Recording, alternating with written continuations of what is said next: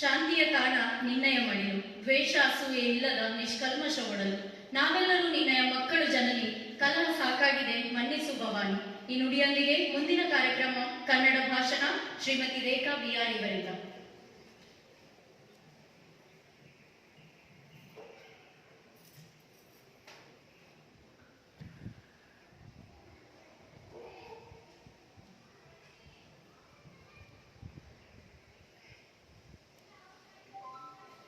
ಹಿಮಾಲಯ ಕಿರೀಟಿನಿ ಬ್ರಹ್ಮ ರಾಜಶ್ರೀ ರತ್ನಾಢ್ಯ ಒಂದೇ ಭಾರತ ಮಾತರ. ವೇದಿಕೆಯ ಮೇಲೆ ಆಸೀನರಾಗಿರ್ತಕ್ಕಂಥ ಎಲ್ಲ ಗಣ್ಯರೇ ಹಾಗೂ ಈ ಕಾರ್ಯಕ್ರಮದಲ್ಲಿ ಭಾಗವಹಿಸಿರುವ ಭಾರತೀಯ ಬಾಂಧವರೇ, ಎಲ್ಲರಿಗೂ 75ನೇ ಸ್ವತಂತ್ರ ದಿನಾಚರಣೆಯ ಶುಭಾಶಯಗಳು. ದಿನಗಳುರುಳಿದವು, ಮಾಸಗಳೇ ಕಳೆದವು, ವರುಷಗಳು ಮುಗಿದು ಬಂದಿದೆ ಮತ್ತೊಮ್ಮೆ ಹರುಷವು. ದಿನಗಳುರುಳಿದವು, ಮಾಸಗಳೇ ಕಳೆದವು, ವರುಷಗಳು ಮುಗಿದು ಬಂದಿದೆ ಮತ್ತೊಮ್ಮೆ ಹರುಷವು. 75ನೇ ಸ್ವಾತಂತ್ರ್ಯದ ಶುಭ ಗಳಿಗೆಯ ಕ್ಷಣ, ತಾಯಿ ಭಾರತಿ ನಿನ್ನಯ ಮಡಿಲಲ್ಲಿ ನಮ್ಮಯ ಋಣ. ಇಂದು ಭಾರತೀಯರ ಪಾಲಿಗೊಂದು ಸುದಿನ. ಕಾರಣ, ಕೇವಲ ತಕ್ಕಡಿ ಹಿಡಿದು ವ್ಯಾಪಾರಕ್ಕಾಗಿ ಬಂದ ಬ್ರಿಟಿಷರು ಅಖಂಡ 300 ವರ್ಷಗಳ ಕಾಲ, ಅಂದ್ರೆ 1600ರಿಂದ 1947ರವರೆಗೂ ಭಾರತದಲ್ಲಿ ತಮ್ಮ ಆಡಳಿತವನ್ನ ನಡೆಸಿದ್ರು. ಭಾರತೀಯ ರಾಜರುಗಳ ಒಳ ವೈಮನಸ್ಸುಗಳನ್ನ ಅರಿತ ಬ್ರಿಟಿಷರು ಅದರ ಲಾಭವನ್ನ ಪಡೆದುಕೊಂಡ್ರು. ಈ ದುಷ್ಟ ಬ್ರಿಟಿಷರನ್ನ ಭಾರತದಿಂದ ಓಡಿಸೋದು ಅಷ್ಟು ಸುಲಭದ ಕೆಲಸ ಆಗಿರಲಿಲ್ಲ. ಅದಕ್ಕಾಗಿ ಅನೇಕ ಸ್ವತಂತ್ರ ಹೋರಾಟಗಾರರು ತಮ್ಮ ರಕ್ತ ತರ್ಪಣದ ಮೂಲಕ ಬ್ರಿಟಿಷರ ಸಂಕೋಲೆಯಿಂದ ಭಾರತಾಂಬೆಯನ್ನ ಬಿಡುಗಡೆಗೊಳಿಸಿದ ದಿನ ಅದು 1947ರ ಆಗಸ್ಟ್ 14ರ ಮಧ್ಯರಾತ್ರಿ 12 ಗಂಟೆ ಸರಿಸುಮಾರು. ಆದ್ದರಿಂದಲೇ ಈ ದಿನ ಭಾರತೀಯರ ಪಾಲಿಗೊಂದು ಅವಿಸ್ಮರಣೀಯ ದಿನ.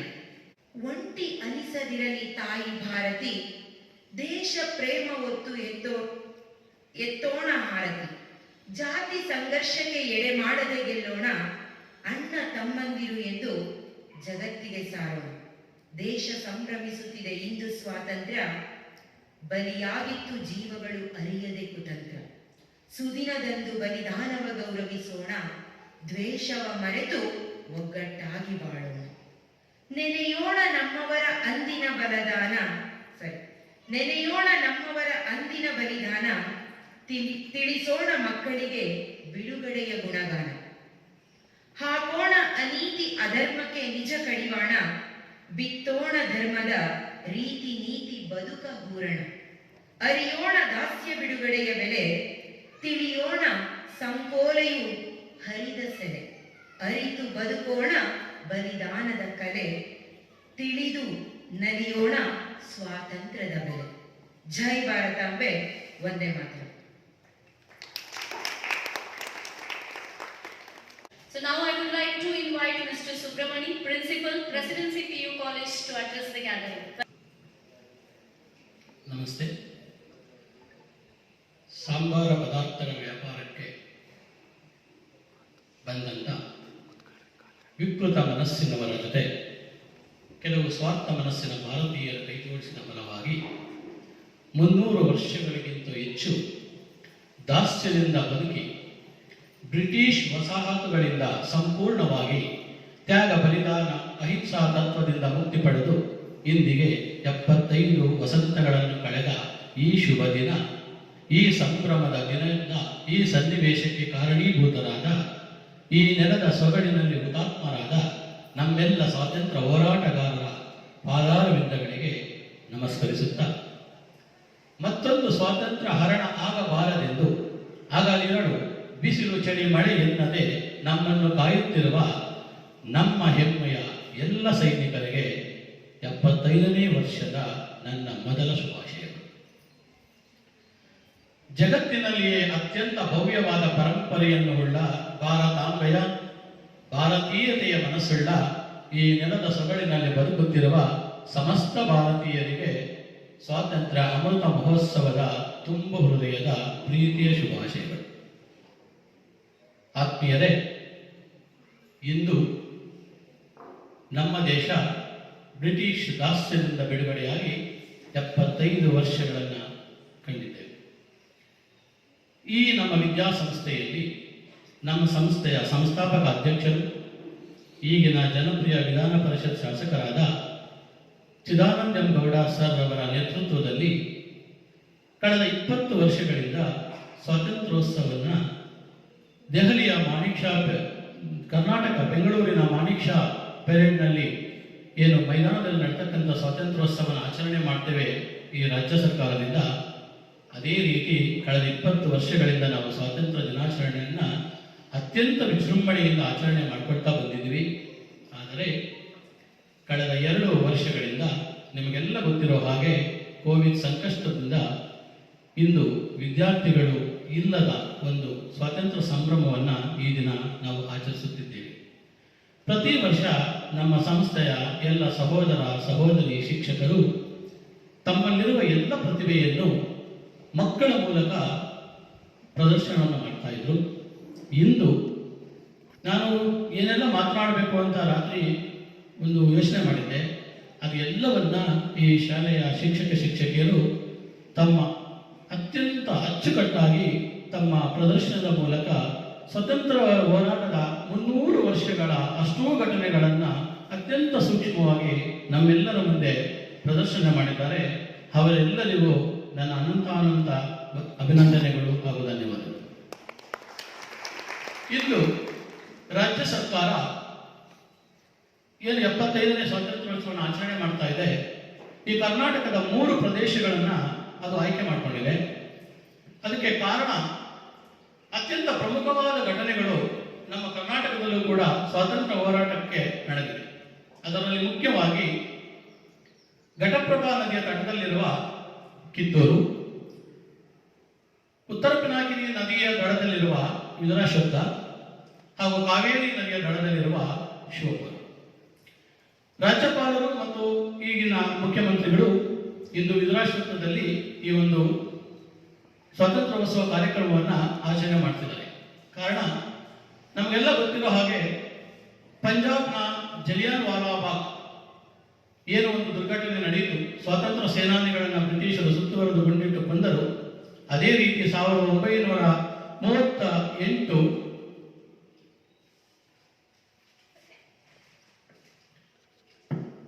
ಏಪ್ರಿಲ್ 25ನೇ ತಾರೀಕು ಈಗಿನ ಚಿಕ್ಕಬಳ್ಳಾಪುರ ಜಿಲ್ಲೆ ಗೌರಿಬಿದನೂರು ತಾಲೂಕಿನ ಅತ್ಯಂತ ಪ್ರಸಿದ್ಧವಾದ ಸ್ಥಳ ವಿದುರಾಶ್ವತ್ಥ. ಇದು ಪುರಾಣ ಪ್ರಸಿದ್ಧ. ನೀವು ಕೇಳಿದ ಹಾಗೆ ಮಹಾಭಾರತದಲ್ಲಿ ಬರ್ತಕ್ಕಂಥ ವಿದುರಾಶ್ವತ್ಥ ನೆಟ್ಟಂತ ಒಂದು ಅಶ್ವತ್ಥ ಮರದ ಊರು ವಿದುರಾಶ್ವತ್ಥ. ಅಲ್ಲಿ 1938 ಏಪ್ರಿಲ್ 25ನೇ ತಾರೀಕು 10,000ಕ್ಕಿಂತ ಹೆಚ್ಚು ಜನ ಸೇರಿ ಬ್ರಿಟಿಷರ ವಿರುದ್ಧ ಹೋರಾಟದ ರೂಪುರೇಷೆಗಳನ್ನು ರೂಪಿಸ್ತಾ ಇರ್ತಾರೆ. ಏನು ಬ್ರಿಟಿಷರು ನೀಡ್ತಾ ಇರ್ತಕ್ಕಂಥ ತೆರಿಗೆ ಆಗಿರ್ಬೋದು, ಅವರ ಒಂದು ನೀತಿ ನಿಯಮಗಳ ವಿರುದ್ಧವಾಗಿ ದೊರೆಯುತ್ತಬೇಕು ಅಂತ ಒಂದು ಸಭೆನ ಮಾಡ್ತಿರ್ತಾರೆ. ಆಗಿನ ಬ್ರಿಟಿಷ್ ಸರ್ಕಾರ ಆ ರೀತಿಯ ಯಾವುದೇ ಸಭೆಗಳನ್ನು ನಡೆಸಬಾರದು ಅಂತ ಒಂದು ಆದೇಶವನ್ನ ಕೊಟ್ಟಿರ್ತಾರೆ. ಅದನ್ನ ಮೀರಿ ಇವರು ಸಭೆ ಮಾಡ್ತಿದ್ದಾಗ ಅವರನ್ನ ಹೇಗೆ ಪಂಜಾಬಿನ ಜಲಿಯನ್ ವಾಲಾಬಾಗ್ನಲ್ಲಿ ಸುತ್ತುವರೆದು ನಮ್ಮ ವೀರ ಯೋಧರನ್ನ ಹುತಾತ್ಮರನ್ನಾಗಿ ಮಾಡಿದರೋ, ಅದೇ ರೀತಿ ಆ ವಿದುರಾಶ್ವತ್ಥದಲ್ಲಿ ನಡೀತಾ ಇದ್ದಂತಹ ಒಂದು ಸಭೆಗೆ ಬ್ರಿಟಿಷ್ ಸೈನ್ಯ ಸುತ್ತುವರೆದು ಗುಂಡಿನ ಮಳೆಗರೆಯುತ್ತೆ. 100 ಜನ ಪ್ರಾಣತ್ಯಾಗ ಮಾಡ್ತಾರೆ. ಆ ಗುಂಡಿನ ಮಳೆಯಿಂದ ತಪ್ಪಿಸಿಕೊಳ್ಳಲು ಪಕ್ಕದ ಉತ್ತರ ಪಿನಾಕಿನಿ, ಆಗ ಅದು ಜೀವನದಿ, ಈಗ ಅದು ಜೀವನದಿಯಾಗಿ ಉಳಿದಿಲ್ಲ, ಆ ನದಿಯಲ್ಲಿ ಬೀಳ್ತಾರೆ.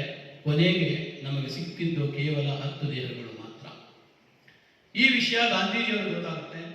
ಗಾಂಧೀಜಿಯವರು ವಲ್ಲಭಾಯ್ ಪಟೇಲ್ ಅವರನ್ನ ವಿದುರಾಶ್ವತ್ಥಕ್ಕೆ ಕಳಿಸ್ತಾರೆ. ಇವತ್ತು ಆ ವಿದುರಾಶ್ವತ್ಥದಲ್ಲಿ ಒಂದು ವೀರ ಸೌಧವನ್ನು ಕಟ್ಟಿದ್ದಾರೆ. ಆ 10 ಜನ ಏನು ದೇಹ ಸಿಕ್ಕಿದ್ದು ಹುತಾತ್ಮರ ಅವರ ಹೆಸರನ್ನು ಕೆತ್ತಿದ್ದಾರೆ. ಅಲ್ಲಿ ಒಂದು ವಿಶಿಷ್ಟವಾದ ಸ್ವಾತಂತ್ರ್ಯ ಸೌಧವನ್ನು ಕಟ್ಟಿದ್ದಾರೆ, ಒಂದು ಮ್ಯೂಸಿಯಂ ಅನ್ನು ಮಾಡಿದ್ದಾರೆ.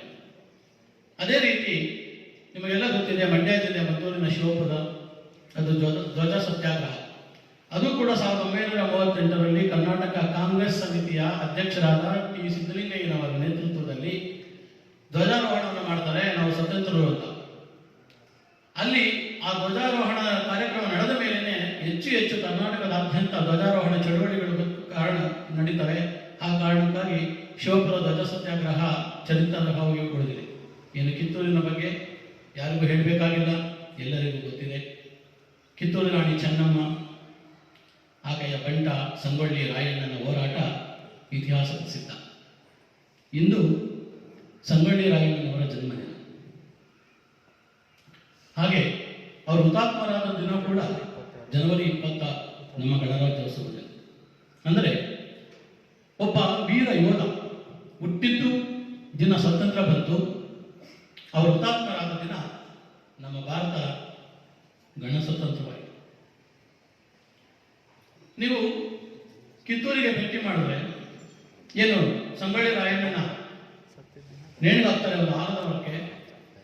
ಇವತ್ತು ಆಲದ ಮರಕ್ಕೆ ಎಷ್ಟೋ ಜನ ಮಕ್ಕಳಾಗದೇ ಇರತಕ್ಕಂಥ ತಾಯಿಗಳು ಹೋಗಿ ಅಲ್ಲಿ ಒಂದು ಕಲ್ಲಿನ ಕಟ್ಟೋದ್ರ ಮೂಲಕ ಸಾಂಕೇತಿಕವಾಗಿ ಹರಕೆಯನ್ನು ಹೊತ್ಕೊಡ್ತಾರೆ.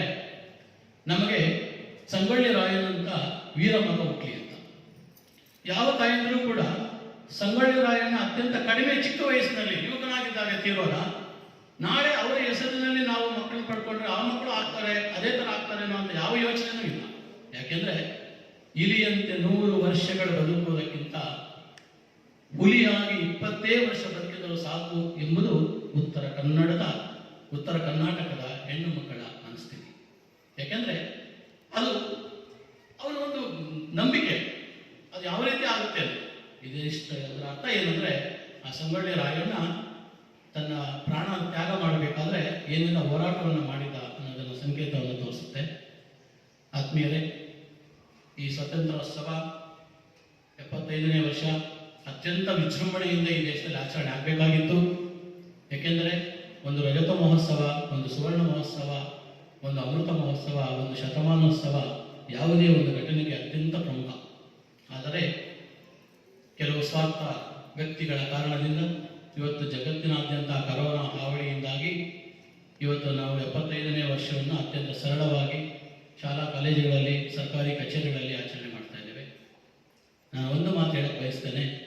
ನಾವೆಲ್ಲ ನಿಜವಾದ ಭಾರತೀಯರಾದರೆ ನಾವು ಹೇಗೆ ಪ್ರತಿ ವರ್ಷ ವರಮಹಾಲಕ್ಷ್ಮಿ ಹಬ್ಬ, ದೀಪಾವಳಿ ಹಬ್ಬ, ದಸರಾ ಹಬ್ಬ ಆಚರಣೆ ಮಾಡ್ತೀವೋ ಅದೇ ರೀತಿ ನಮ್ಮ ದೇಶದ 2 ಹಬ್ಬಗಳು, ಆಗಸ್ಟ್ 15 ಸ್ವಾತಂತ್ರ್ಯ ದಿನಾಚರಣೆ, ಜನವರಿ 26 ಗಣರಾಜ್ಯೋತ್ಸವವನ್ನು ಎಲ್ಲ ಭಾರತೀಯರು ತಮ್ಮ ತಮ್ಮ ಮನೆಗಳಲ್ಲಿ ಈ ದೇವರ ಹಬ್ಬಗಳಂತೆ ಆಚರಣೆ ಮಾಡಿದಾಗ ನಮ್ಮ ಈ ಸ್ವಾತಂತ್ರ್ಯಕ್ಕೆ ಹೋರಾಟ ಮಾಡಿದ ನಮ್ಮ ಎಲ್ಲ ಸ್ವಾತಂತ್ರ್ಯ ಸೇನಾನಿಗಳ ಆತ್ಮಕ್ಕೆ ಶಾಂತಿ ಸಿಗುತ್ತೆ ಎಂದು ಈ ಸಂದರ್ಭದಲ್ಲಿ ಹೇಳುತ್ತಾ, ನಾವೆಲ್ಲ ನಿಜವಾದ ಭಾರತೀಯರಾಗಿ ಬದುಕೋಣ.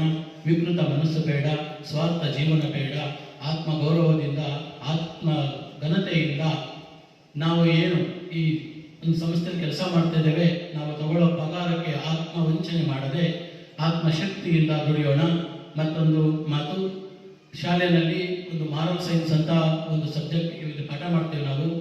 ದಯಮಾಡಿ ಇನ್ನು ಮುಂದೆ ಮಾರಲ್ ಸೈನ್ಸ್ ಪಾಠ ಮಾಡಬೇಕಾದ್ರೆ ಇವತ್ತು ಏನು ಸಹೋದರಿ ರೇಖಾ ಮೇಡಮ್ ಹೇಳಿದ್ರು, ಒಬ್ಬ ಪರಮವೀರ ಚಕ್ರ ಪ್ರಶಸ್ತಿಯನ್ನು ಪಡೆದ ಯೋಧನ ಬಗ್ಗೆ ಆ ಥರದ ಘಟನೆಗಳನ್ನು ನಾವು ನಮ್ಮ ಮಕ್ಕಳಿಗೆ ವಿವರಿಸಿದೆ ಆದರೆ ನಮ್ಮಲ್ಲೂ ಕೂಡ ಕೆಚ್ಚೆದೆಯ ವಿದ್ಯಾರ್ಥಿಗಳು ಮುಂದೆ ಬರ್ತಾರೆ ಅಂತ ಈ ಸಂದರ್ಭದಲ್ಲಿ ಹೇಳ್ತಾ, ಈ ಒಂದು ಸಂಸ್ಥೆಯಲ್ಲಿ, ಈ ಒಂದು ಕಾರ್ಯಕ್ರಮದಲ್ಲಿ ನಾನು ಮಾತನಾಡಲು ಅವಕಾಶ ಮಾಡಿಕೊಟ್ಟಂಥ ಈ ಸಂಸ್ಥೆಯ ಆಯೋಜಕರಿಗೆ, ವಿಶೇಷವಾಗಿ ನಮ್ಮ ಹೆಮ್ಮೆಯ ಶಾಸಕರಿಗೆ ನಾನು ಧನ್ಯವಾದಗಳನ್ನು ಅರ್ಪಿಸ್ತೇನೆ. ನಿಮ್ಮೆಲ್ಲರಿಗೂ, ಈ ಶಾಲೆಯ ಎಲ್ಲ ವಿದ್ಯಾರ್ಥಿಗಳಿಗೂ, ಪೋಷಕರಿಗೂ, ನಮ್ಮ ಶಾಸಕರು, ಈ ಸಂಸ್ಥೆಯ ಅಧ್ಯಕ್ಷರು ಆದ ಚಿದಾನಂದ ಗೌಡ ಸರ್ ಅವರ ಪರವಾಗಿ ಸ್ವಾತಂತ್ರ್ಯ ಅಮೃತ ಮಹೋತ್ಸವದ ಶುಭಾಶಯಗಳನ್ನು ಕೋರ್ತಾ ಇದ್ದೇನೆ. ಧನ್ಯವಾದಗಳು. ಜೈ Hind. Thank you, sir, for your informative speech.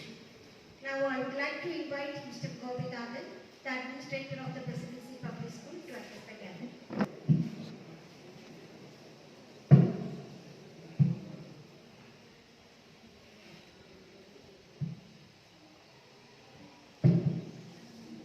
Good morning to all of you. on behalf of the management and my own behalf, I wish you all a happy Independence Day. 75th Independence Day. See, during the last 75 years, as the earlier speaker said, India has progressed tremendously in the field of socio-economic areas. There has been tremendous improvement. And as Mr. Patil said, we are poised to become one of the world powers. But this will happen only if we contribute our best. We should contribute our best in whatever field we work. See, for example, as teachers, we can make these children study well, focus on their self-development, and make them responsible citizens. Now, my second request to you all, the young parents sitting here, or the parents of young children, I would rather say that way, that you need to instill the spirit of patriotism in our children. Why I say this, I do not know whether you all agree with me. As a senior person, again, I wanted to tell you, patriotism is very. To put it in simple words, the patriotic fervor is not to be seen in our words and deeds. This may be applicable even elsewhere also. Generally, patriotism is waning. It's getting reduced. So what we need to do, the young mothers, parents, they should continuously instill the patriotic sense in our children. You should teach them how to respect elders. You should tell them what we mean by unity in diversity. You should make them understand the importance of living in harmony without hatred, animosity among the members of the society. If children become responsible citizens with the patriotic fervor, it automatically leads to the progress of the nation. So one of the parental responsibilities and also the responsibility of the teachers is to continuously tell them about our country, our ethos, our culture, and make them proud of our nation. And in front of them, we should also talk highly of our country. We should teach the children to, we should continuously tell the children about the achievements, our war heroes, how we struggled to get the independence, what sort of sacrifices we have taken. So then only the young children will have that patriotic fervor in them, in whatever they do. If they do behave properly with responsibility, they will study well, they will become good citizens, and in turn, it will definitely lead to the progress of the country.